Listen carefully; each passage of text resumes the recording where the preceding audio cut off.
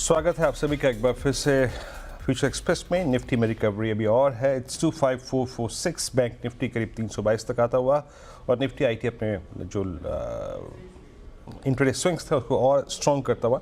मैं Nifty IT का जिक्र इसलिए कर रहा हूँ क्योंकि निफ्टी आईटी ने कल मॉर्निंग के स्विंग हाई को करीब 954 की उसको काटा। उसके बाद परसों जो स्विंग हाई था 42,463 उसको काटा और इनफैक्ट ये अब इंटरडे चार्ट्स पे 60 मिनट चार्ट्स पे बहुत शानदार ब्रेकआउट है निफ्टी आईटी में। मेरे ख्याल से फर्दर पुश देगा निफ्टी को।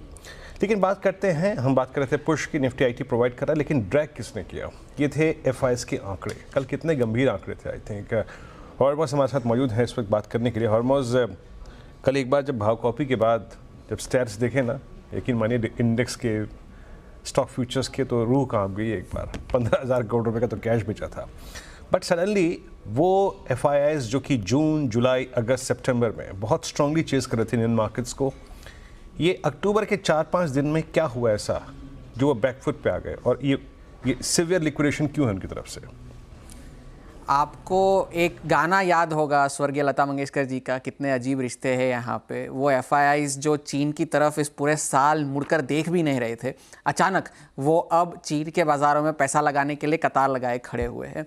तो ये एक बड़ा फैक्टर रहा है जिस वजह से एफआईआईज की जो बिकवाली थी, जो कल के सत्र में जिसका आपने जिक्र किया, वो 4 सालों में सबसे बड़ा फिगर था एफआईआईज की बिकवाली का। अब वो फिगर कितना था? 15,243 करोड़ रुपए की बिकवाली कल के सत्र में एफआईआईज ने की, जो 4 सालों में सबसे ज़्यादा थी। मगर आपको एक दिलचस्प बात ये बता दें कि ये जो सेलिंग थी वो चुनिंदा लार्ज कैप शेयरों में ज़्यादा फोकस्ड सेलिंग थी। जैसे कि आप देख सकते हैं Reliance, HDFC bank, ICICI bank, यही 3 थे जिन्होंने निफ्टी को कल सबसे ज़्यादा खींचा नीचे की तरफ। रिलायंस में 4,500 करोड़, एचडीएफसी बैंक में लगभग 4,000 करोड़, आईसीआईसीआई बैंक में लगभग 2,000 करोड़ की सेलिंग देखने मिली कल। एक्सिस बैंक में सेलिंग देखने मिली, टाटा मोटर्स में सेलिंग देखने मिली। तो इन चुनिंदा शेयरों ने निफ्टी को कल नीचे खींचा और वहीं पर एफआईआईज की एक फोकस्ड सेलिंग हमें देखने मिली। अब ये ऐसा नहीं है कि ये पहली बार ऐसा हुआ है कि एफआईआईज की इतनी भारी बिकवाली देखने मिली है हमें इस साल। जनवरी के महीने में 2 ऐसे दिन थे जो बजट के लगभग पहले एफआईआईज की बिकवाली हमें देखने मिली थी। 4 जून को हमने 12,000 करोड़ की सेलिंग देखने मिली थी। ये वो दिन था जिस दिन लोकसभा चुनाव के नतीजे घोषित हुए थे, तो उस दिन हमें सेलिंग देखने मिली थी, जिस दिन बाजार बहुत गिरा था। अब अगस्त में एक दिन ऐसा आया था और 30 सितंबर जो कि रिकॉर्ड हाइज बनाने के बाद जब एक करेक्शन का दौर शुरू हुआ था जो अब तक चला आ रहा है, वो एक सेलिंग वहाँ हमें देखने मिली थी लगभग 10,000 करोड़ की, वो हमने देखा था। अब एफआईआईज अचानक चीन के ऊपर इतना प्यार क्यों उमड़ रहा है इनके लिए? अब ये है कि चीन के बाज़ारों के वैल्यूएशन सस्ते हैं, वो तो होने ही थे क्योंकि इस कदर उन्होंने अंडर परफॉर्म किया है कि उनके वैल्यूएशन तो सस्ते होने ही थे। बट जो एक बड़ा ट्रिगर आया वो उनके सरकार की तरफ से आया जब इकोनॉमी के लिए वहाँ की सरकार ने एक बहुत बड़े राहत पैकेज की अनाउंसमेंट की, घोषणा की। और एक रियल एस्टेट जो उनका सेक्टर है जो बहुत डामाडोल है, इस वक्त बहुत ही बर्बादी की कगार पर है, वहां पर उनके लिए बहुत बड़े पुश की घोषणाएं की गई। तो वहां एक पुश आया स्टिमुलस का, और आखिर में जो ब्याज दरें काट कर कर्ज को सस्ता किया, उस वजह से चाइना में एक बहुत बड़े रैली की शुरुआत हुई छुट्टी पर जाने से पहले। अब मगर कुछ लोग अब भी ऐसे हैं जो चाइना की इस रैली को लेकर इतने बुलिश नहीं है। जीक्यूजी के राजीव जैन, जिनको हम जानते हैं, जिन्होंने अडानी के शेयरों में पहले पैसा लगाया था हिंडनबर्ग की हाइट्स पर, उन्होंने भी ये कहा है कि पिछले 3 साल में हमने कई ऐसे इंस्टेंसेस देखे हैं जहां पर ये चीन के बाजारों में एक रैली आई है, मगर कुछ ही महीनों में वो रैली फिसड्डी हो जाती है। एक ट्रेडिंग के लिए अच्छा मौका है, मगर क्या ये चीन का बाजार 3, 4, 5 साल के लिए निवेश करने लायक है? ये एक बहुत बड़ा सवालिया निशान है। सिटी ने भी अपनी नोट में कहा कि ये रैली जो हुई लगभग 24% का उछाल हमें देखने मिला CSI 300 के इंडेक्स में।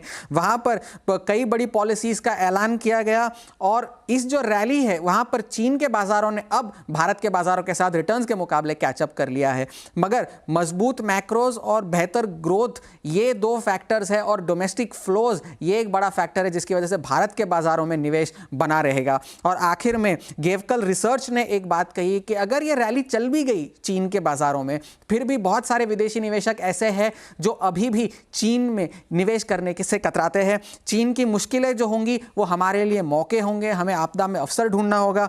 और भारत की ग्रोथ स्टोरी या भारत का जो बुल मार्केट है ये खत्म हो गया है, ये कहना बहुत जल्दबाजी होगी।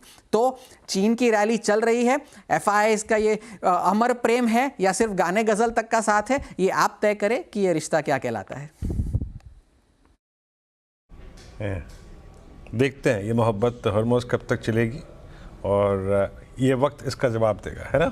खैर शुक्रिया ये पूरी नंबर क्रंचिंग करने के लिए। और क्यों मोह भंग हुआ FIIs का कुछ देर के लिए, या फिर इसका कारण क्या था। अब एक काम करते हैं, छोटा सा ब्रेक लेते हैं। जब ब्रेक से लौटेंगे तो लेंगे शिवांगी का सस्ता ऑप्शन ट्रेड, और छोटे से ब्रेक के बाद हाजिर होते हैं।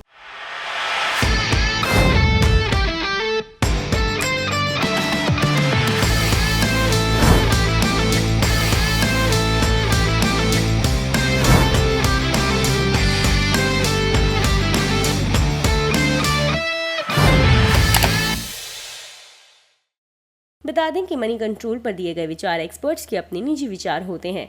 वेबसाइट या मैनेजमेंट इसके लिए उत्तरदायी नहीं है। यूजर्स को मनी कंट्रोल की सलाह है कि कोई भी निवेश निर्णय लेने से पहले सर्टिफाइड एक्सपर्ट की सलाह लें।